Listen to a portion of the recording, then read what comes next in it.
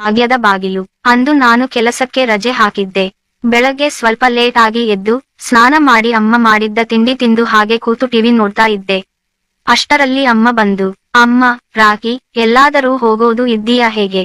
ನಾನು, ಹೂಮಮ್ಮ, ಹೋಗಬೇಕು. ಯಾಕಮ್ಮ?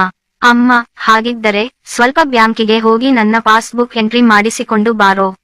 ನಾನು, ಸರಿ ಅಮ್ಮ, ಮಾಡಿಸಿಕೊಂಡು ಬರುತ್ತೀನಿ, ಕೊಡು. ಅಮ್ಮ ಪಾಸ್ಬುಕ್ ತಂದು ಕೊಟ್ಟರು. ನಾನು ರೆಡಿ ಆಗಿ ಸ್ವಲ್ಪ ಆಚೆ ಹೋಗೋಣ ಅಂತ ಆಚೆ ಬಂದೆ. ನಾನು ಹೋಗಬೇಕಿದ್ದ ದಾರಿಯಲ್ಲೇ ಬ್ಯಾಂಕ್ ಇದ್ದದ್ದು.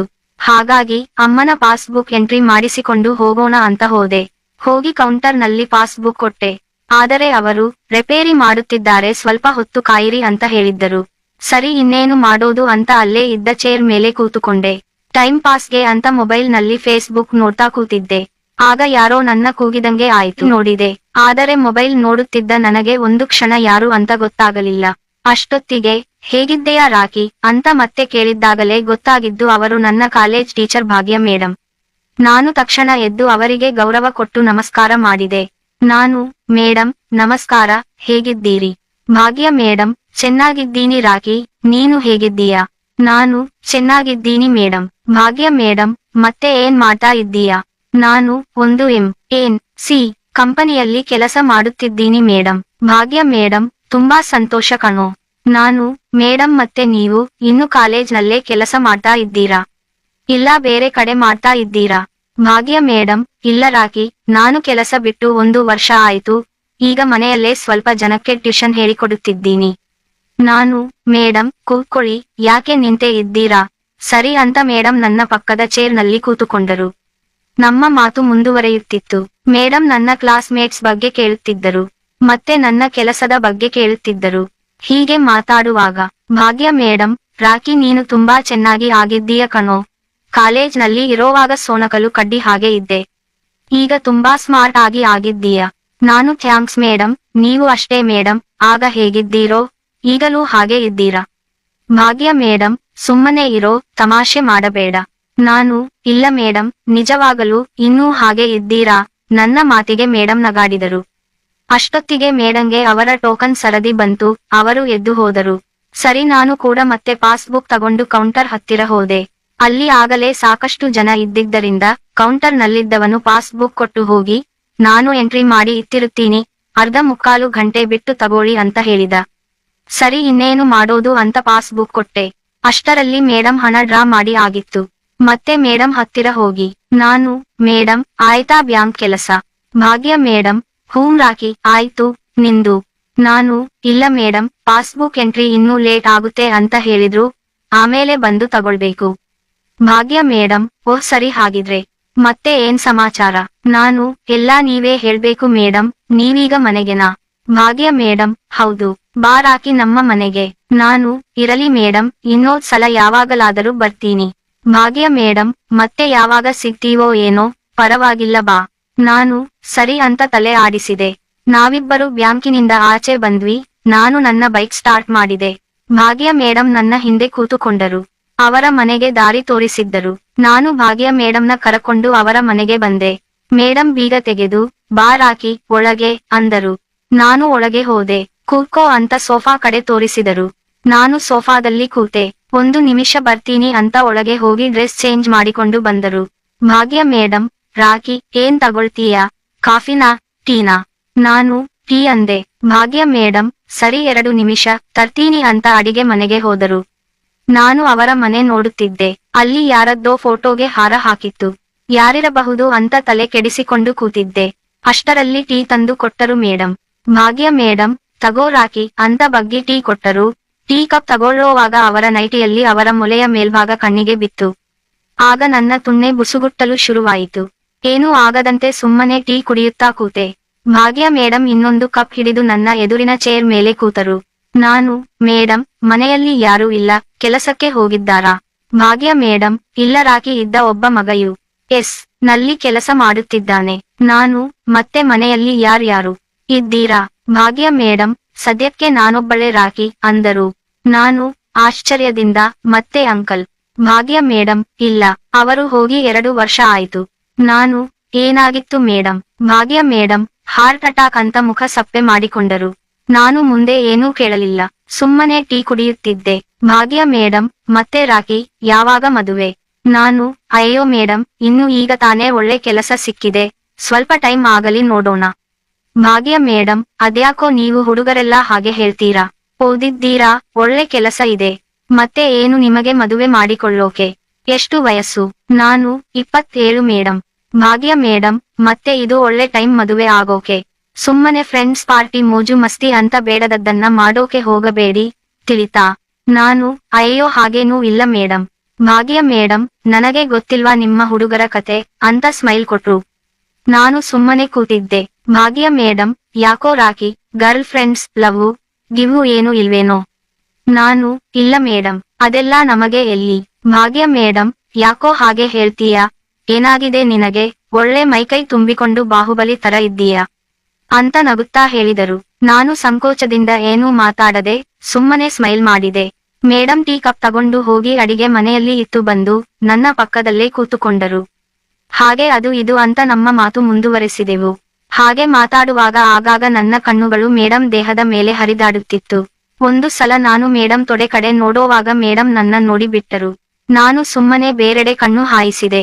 ಆದರೆ ಮೇಡಂ ಏನೂ ಹೇಳಲಿಲ್ಲ. ಭಾಗ್ಯ ಮೇಡಂ ನಮಗೆ ಕಾಲೇಜಿನಲ್ಲಿ ಕೆಮಿಸ್ಟ್ರಿ ಹೇಳಿಕೊಡುತ್ತಿದ್ದರು. ಆಗ ನಾವುಗಳು ಭಾಗ್ಯ ಮೇಡಂ ಕ್ಲಾಸ್ ಅಂದ್ರೆ ಮಿಸ್ ಮಾಡದೆ ಹೋಗುತ್ತಿದ್ದೆವು. ಯಾಕೆ ಅಂದ್ರೆ ಭಾಗ್ಯ ಮೇಡಂ ತುಂಬಾ ಬ್ಯೂಟಿ. ಪಾಠಕ್ಕಿಂತ ಮೇಡಂ ಬ್ಯೂಟಿ ನೋಡಲು ನಾವು ಕ್ಲಾಸಿಗೆ ಹಾಜರಾಗುತ್ತಿದ್ದೆವು. ಬೆಳ್ಳನೆಯ ಮೈ, ದಪ್ಪನೆಯ ಮೊಲೆಗಳು, ಸೀರೆ ಪಕ್ಕಕ್ಕೆ ಸರಿದಾಗ ಕಾಣುತ್ತಿದ್ದ ಅವರ ಸುಂದರ ಹೊಕ್ಕಳು, ಸೈಡ್ ಇಂದ ಕಾಣುತ್ತಿದ್ದ ಅವರ ನಿಮಿರಿದ ಮೊಲೆಗಳು, ಬೋರ್ಡ್ ಮೇಲೆ ಬರೆಯುವಾಗ ಅಲಾದುತ್ತಿದ್ದ ಅವರ ತಿಕಗಳು ತುಂಬಾ ಸೆಕ್ಸಿಯಾಗಿ ಕಾಣುತ್ತಿದ್ದವು. ಅವರ ದೇಹ ಸೌಂದರ್ಯಕ್ಕೆ ಸ್ಟೂಡೆಂಟ್ಸ್ ಅಲ್ಲದೆ ಪ್ರೊಫೆಸರ್ಗಳು ಕೂಡ ಮಾರು ಹೋಗಿದ್ದರು. ಆಗಲೇ ಅವರ ವಯಸ್ಸು 35 ಆಗಿದ್ದರೂ ಇನ್ನೂ 28 ಹರೆಯದ ಬ್ಯೂಟಿ ಅಂತೆ ಕಾಣುತ್ತಿದ್ದರು. ಅವರಿಗೆ ಮದುವೆ ಆಗಿದೆ ಅಂತ ಯಾರಿಗೂ ನಂಬೋಕೆ ಆಗುತ್ತಿರಲಿಲ್ಲ. ಅವರ ಮಾಂಗಲ್ಯ ನೋಡಿದ್ದಾಗ ಮಾತ್ರ ನಿಜ ಅಂತ ತಿಳಿಯುತ್ತಿತ್ತು. ಕ್ಲಾಸಿನಲ್ಲಿ ಕೆಲವು ಸ್ಟೂಡೆಂಟ್ಸ್ ಅಂದ್ರೆ ಅವರಿಗೆ ಸ್ವಲ್ಪ ಹೆಚ್ಚು ಪ್ರೀತಿ ಇತ್ತು. ಅವರಲ್ಲಿ ನಾನು ಒಬ್ಬ ಆಗಿದ್ದೆ. ಓದಿನಲ್ಲಿ ಸುಮಾರಾಗಿದ್ದ ನಾನು ಅವರ ಸಬ್ಜೆಕ್ಟ್ ನಲ್ಲಿ ಮಾತ್ರ ಚೆನ್ನಾಗಿ ಓದುತ್ತಿದ್ದೆ. ಹಾಗಾಗಿ ನನ್ನ ಮೇಲೆ ಸ್ವಲ್ಪ ಜಾಸ್ತಿನೇ ಲವ್ವು. ಹೀಗೆ ನಾನು ಒಂದು ಕ್ಷಣ ಕಾಲೇಜಿನ ದಿನಗಳನ್ನ ನೆನಪಿಸಿಕೊಳ್ಳುತ್ತಿದ್ದಾಗ ಭಾಗ್ಯ ಮೇಡಂ ನನ್ನ ತೊಡೆ ತಟ್ಟಿ ಎಚ್ಚರಿಸಿದರು. ಭಾಗ್ಯ ಮೇಡಂ, ಹೇ ರಾಕಿ, ಎಲ್ಲಿ ಕಳೆದು ಹೋಗಿದ್ದೋ? ನಾನು ಗಾಬರಿಯಿಂದ, ಹಾಂ ಮೇಡಂ. ಏನಿಲ್ಲ. ಭಾಗ್ಯ ಮೇಡಂ, ಹೇಳು ರಾಕಿ, ಏನ್ ಯೋಚಿಸುತ್ತಿದ್ದೆ? ನಾನು, ಏನಿಲ್ಲ ಮೇಡಂ, ಕಾಲೇಜ್ ದಿನಗಳು ನೆನಪು ಆಯಿತು ಅಷ್ಟೇ. ಭಾಗ್ಯ ಮೇಡಂ, ಓಹ್ ಹೌದಾ, ಕಾಲೇಜಿನಲ್ಲಿ ಎಷ್ಟೆಲ್ಲಾ ತರಲೆ ಮಾಡಿದ್ರಿ ಅಲ್ವಾ? ನಾನು ನಗಾಡುತ್ತಾ, ಹೌದು ಮೇಡಂ. ಭಾಗ್ಯ ಮೇಡಂ ಮತ್ತು ನಾನು ಹಳೆಯ ಕಾಲೇಜೆ ದಿನಗಳ ಬಗ್ಗೆ ಮಾತಾಡುತ್ತಾ ಇದ್ವಿ. ಆಗ ಭಾಗ್ಯ ಮೇಡಂ, ಹಾಂ ನೀವುಗಳು ಎಷ್ಟು ಪೋಲಿಗಳು ಅಂತಾನೂ ನನಗೆ ಗೊತ್ತು ಅಂತ ಒಂದು ಸ್ಮೈಲ್ ಕೊಟ್ರು. ನಾನು, ಯಾಕೆ ಮೇಡಂ, ನಾವೇನು ಹಾಗೆ ಇರಲಿಲ್ಲವಲ್ಲ. ಭಾಗ್ಯ ಮೇಡಂ, ಹೌದು ಹೌದು, ನಿಮ್ಮೆಲ್ಲ ಆಟಗಳು ನನಗೆ ಗೊತ್ತಿಲ್ಲ ಅಂತ ಅಂದುಕೊಂಡ್ರಾ? ನಾನು ಆಶ್ಚರ್ಯದಿಂದ, ಏನ್ ಆಟ ಮೇಡಂ? ಭಾಗ್ಯ ಮೇಡಂ, ನನ್ನನ್ನ ಹೇಗೆ ನೋಡ್ತಾ ಇದ್ರಿ? ಏನೇನು ನೋಡ್ತಾ ಇದ್ರಿ? ಯಾವಾಗ ನೋಡ್ತಾ ಇದ್ರಿ? ಎಲ್ಲಾನೂ ಗೊತ್ತು ಕಣೋ ಅಂತ ನನ್ನ ತೊಡೆಗಿಂಟಿದರು. ನಾನು, ಇಲ್ಲ ಮೇಡಂ. ಭಾಗ್ಯ ಮೇಡಂ, ಹೇ ಕಳ್ಳ, ನಿನ್ನ ಬಗ್ಗೆ ನನಗೆ ಗೊತ್ತಿಲ್ವಾ? ಈಗಲೂ ಅದೇ ಬುದ್ಧಿನಾ? ನಾನು, ಅಯ್ಯೋ ಮಾಡಿದೆ. ಭಾಗ್ಯ ಮೇಡಂ, ಏನೂ ಮಾಡ್ಲಿಲ್ವಾ? ಏನೂ ನೋಡ್ಲಿಲ್ವಾ? ನಾನು ನಾಟಕ ಆಡುತ್ತಾ, ಇಲ್ಲ ಮೇಡಂ, ನಾನೇನು ನೋಡಿಲ್ಲ. ಭಾಗ್ಯ ಮೇಡಂ, ಯಾಕೆ ನಾನು ಬಗ್ಗಿದ್ದಾಗ ನನ್ನ ಎದೆ ನೋಡಿಲ್ವಾ? ಈಗ ಪಕ್ಕದಲ್ಲೇ ಕೂತಿದ್ದೀನಿ, ನನ್ನ ತೊಡೆ ನೋಡಿಲ್ವಾ? ನಾನು, ಅದು ಸಾರಿ ಮೇಡಂ, ಕ್ಷಮಿಸಿ. ಭಾಗ್ಯ ಮೇಡಂ, ನಾನು ನಿಮ್ಮನ್ನ ಅವತ್ತಿನಿಂದಾನೇ ಕ್ಷಮಿಸಿಕೊಂಡು ಬಂದಿದ್ದೀನಿ ಕಣೋ, ಇನ್ನು ಏನು ಕ್ಷಮಿಸೋದು? ನಾನು, ಸಾರಿ ಮೇಡಂ, ಇನ್ನೊಂದ್ ಸಲ ಮಾಡೋಲ್ಲ. ಭಾಗ್ಯ ಮೇಡಂ, ಪರವಾಗಿಲ್ಲ ಬಿಡೋ, ಇವಾಗ ನೋಡದೆ ಇನ್ಯಾವಾಗ ನೋಡ್ತೀಯಾ? ನಾನು ಆಶ್ಚರ್ಯದಿಂದ, ಮೇಡಂ. ಭಾಗ್ಯ ಮೇಡಂ ನನ್ನ ಕೈ ಹಿಡಿದು ಅವರತ್ತ ತಗೊಂಡು ಅವರ ತೊಡೆ ಮೇಲೆ ಇಟ್ಟುಕೊಂಡರು. ನಾನು ಏನು ಆಗುತ್ತಿದೆ ಅಂತ ಒಂದು ಕ್ಷಣ ಗೊತ್ತಾಗದೆ ಕಕ್ಕಾಬಿಕ್ಕಿ ಆದೆ. ಭಾಗ್ಯ ಮೇಡಂ, ಹೇ ರಾಕಿ, ಮತ್ತೆ ಎಲ್ಲೋದ್ಯೋ? ನಾನು, ಹಾಂ ಮೇಡಂ. ಭಾಗ್ಯ ಮೇಡಂ, ರಾಕಿ ಒಂದು ವಿಷಯ ಕೇಳ್ತೀನಿ, ನಿಜ ಹೇಳ್ತೀಯಾ? ನಾನು, ಕೇಳಿ ಮೇಡಂ, ಏನದು? ಭಾಗ್ಯ ಮೇಡಂ, ನಾನು ಈಗಲೂ ಅಷ್ಟೇ ಚೆನ್ನಾಗಿ ಕಾಣ್ತೀನಾ? ನಾನು ಆಶ್ಚರ್ಯದಿಂದ, ಹೌದು ಮೇಡಂ, ನಿಜವಾಗಲೂ ಈಗಲೂ ನೀವು ಹಾಗೇನೇ ಇದ್ದೀರಾ, ಸ್ವಲ್ಪಾನೂ ಬ್ಯೂಟಿ ಕಡಿಮೆ ಆಗಿಲ್ಲ. ಭಾಗ್ಯ ಮೇಡಂ ನಾಚಿ ನೀರಾದರು. ನನ್ನ ಒಂದು ತರ ನೋಡಿದರು. ನಾನು ಗಾಬರಿಯಿಂದ ಸುಮ್ಮನೆ ನೋಡುತ್ತಿದ್ದೆ. ಆಗ ಭಾಗ್ಯ ಮೇಡಂ ಅವರ ತೊಡೆ ಮೇಲಿದ್ದ ನನ್ನ ಕೈಯನ್ನು ಹಿಡಿದು ತೊಡೆ ಮೇಲೆ ಸವರುತ್ತಿದ್ದರು. ಅವರ ಮೃದುವಾದ ನೈಟಿ ಬಟ್ಟೆ ಒಳಗೆ ಇದ್ದ ಮೆತ್ತನೆಯ ತೊಡೆ ನನ್ನ ಕೈಗೆ ತಾಗುತ್ತಿತ್ತು. ಹಾಗೆ ತೊಡೆ ಮೇಲೆ ಸವರುತ್ತಾ ನನ್ನ ಕೈಯನ್ನು ಅವರ ತೊಡೆ ಸಂದಿಗೆ ತಂದು ಇಟ್ಟರು. ನಾನು, ಮೇಡಂ, ಭಾಗ್ಯ ಮೇಡಂ, ಏನ್ ರಾಕಿ, ಹೇಗಿದೆ? ನಾನು, ಮೇಡಂ ಇದು ನಿಜಾನಾ ಅಂತ ಅವರತ್ತ ನೋಡಿದೆ. ಭಾಗ್ಯ ಮೇಡಂ ನನ್ನ ಹತ್ತಿರ ಬಂದು ನನ್ನ ತುಟಿಗೆ ಕಿಸ್ ಮಾಡಿದರು. ನಾನು ಒಂದು ಕ್ಷಣ ಏನಾಯಿತು ಅಂತ ತಿಳಿಯದೆ ಕಳೆದು ಹೋದೆ.